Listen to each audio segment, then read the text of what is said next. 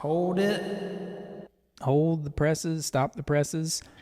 What's up? It's Steve here, and I got a cover of Carrie Ann by the Hollies. It's a really cool 60s song I really think you're going to like. And, I've wanted to cover this for a long time, and I decided to do it as a multi-track looping deal with all the different parts.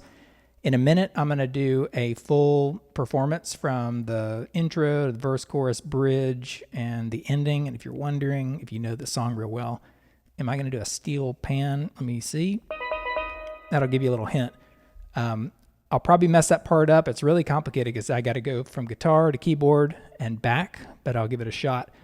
One of the things I'm going to show you right here, this is my Boss RC600 looper. That's the pedal that I use to make this stuff. And let me go to my 4 camera view. Actually, let me do this. Let me zoom out of there and go there. And I'm going to add in on the screen my iPad. So that iPad down there in the bottom middle is what powers the steel pan and some other virtual instruments. I've got a Fender Jazzmaster guitar here and this Novation keyboard. And what's great about it is I use it as a multi-track looper. Most live looping, when you're gigging and playing out live, you typically do one song part, and you can make it intricate and awesome. I've seen amazing performances, but you don't hit stop. You don't go back and fix things. You don't, take forever to build these complicated parts. I like to do that, but I also like to build multiple song parts and, build the drums and everything along with it. For example, let me show you, got GarageBand here. Go back to that view. So there's the drums. Check this out. So I'm playing drums right there. I can also use my keyboard up here to play them. Now I think I've got the steel pan and the drums, so let's see what it sounds like. Pretty weird and pretty awesome. At the same time, but what I've got here is I think I'm on the chorus. So let me bring up this. Ready? Here's the drums.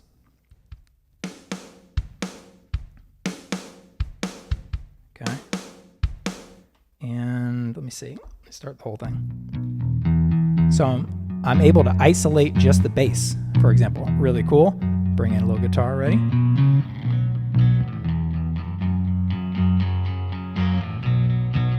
How about those lead parts, those little lead guitars?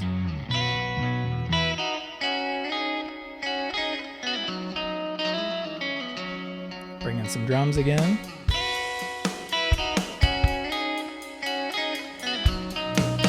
And bring it all in right there. So you can see in one shot, I was able to do that.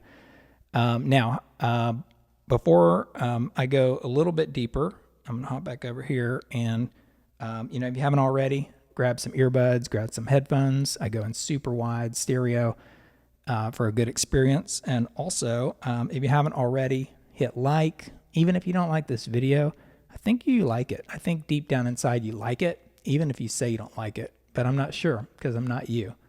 So anyway, hit like, hit subscribe, share, go outside, yell to the neighbors to, visit Steve Guitar, that kind of deal. So I'm going to go back into the 4 camera view.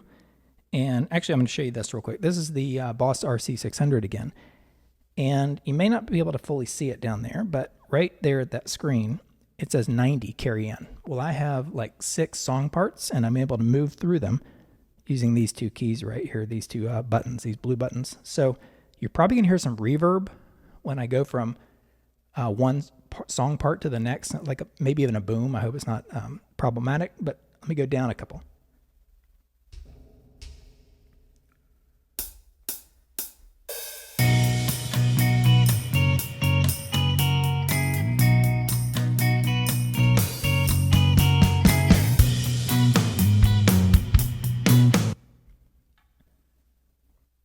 You see that? I clicked the right button and it went from song part number 88 to 89. That took me to the verse. Real quickly, I'm going to go through to like 90 is the chorus, 91 is the bridge, 92 is back to the verse, and then, I think 93 is the chorus again, and 94 is my final little closing. So I'll just demonstrate that real quick. Let me show you.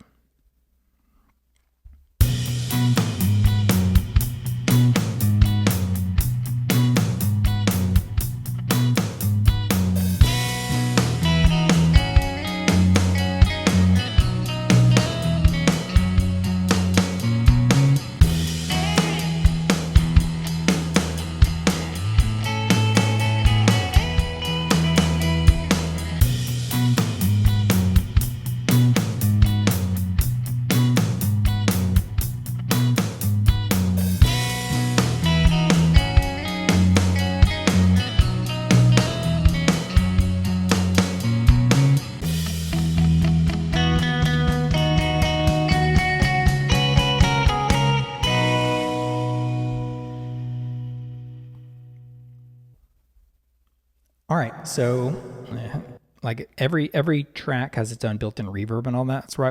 That's why when it goes from song to song, it pulls in the reverb. So that's a great example of all those multi-tracks and all that stuff. And again, if I hit play right there, I could just pull in a couple of these things like this. Let me try this.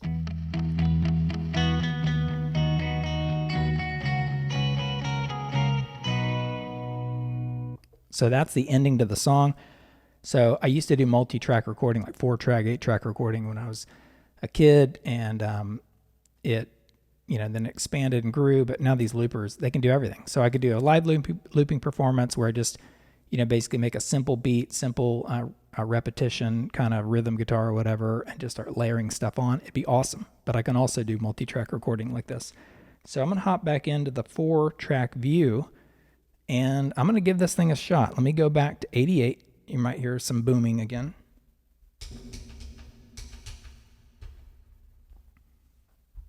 So right here, you've got the beginning of the song, and I'm going to pump up the volume on this Jazzmaster, and I'm going to try the whole song. Again, in the steel pan part, if I mess up, let's just laugh together and let's see. I really haven't practiced it a ton, but let me give it a shot. So here's the whole song, and I made a few modifications to the original. Specifically coming out of the bridge, it hangs on like another 2 measures, I think, and I think I just made it quicker. So anyway, here we go. 1, 2, 3, 4.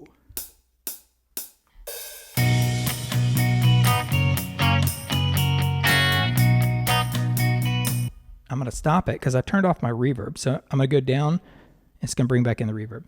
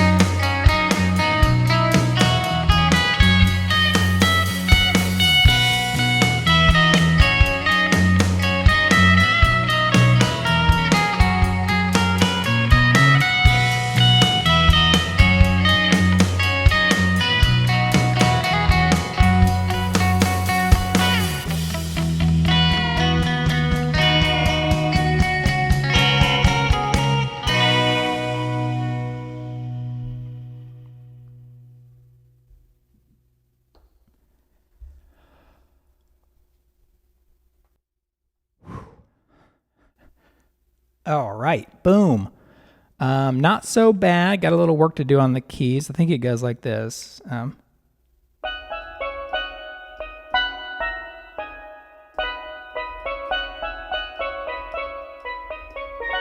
Anyway, I got some work to do on that. But you can see right there, that was a lot of fun. It was a great way to do the full Hollies song. I could, again, move forward, backward, and all that. It grabs all the presets. It saves all the volume levels, the reverbs, and all that. So instead of doing it all on one song memory slot in the 600, I was able to do it on multiple song parts. That allowed me just to sort of hit one button to go forward, one button to go forward kind of deal. I could have also put it all on one track on one memory slot and done the whole thing, but then you have to basically do a 3-minute performance in a row. And if you want to add, a little bass or a little something at the end, you got to wait 2 minutes to record. I'll explain all that later. It's a bit complicated, but anyway, hope you liked it. Again, if you're new here, hit like, even if you don't like it. Subscribe, share, tell someone. If anybody knows the Hollies, I think it's Graham Nash and all those guys. Let them know that, drop by, leave a comment of what they think about this song. All right, take care. Catch you next time. Later.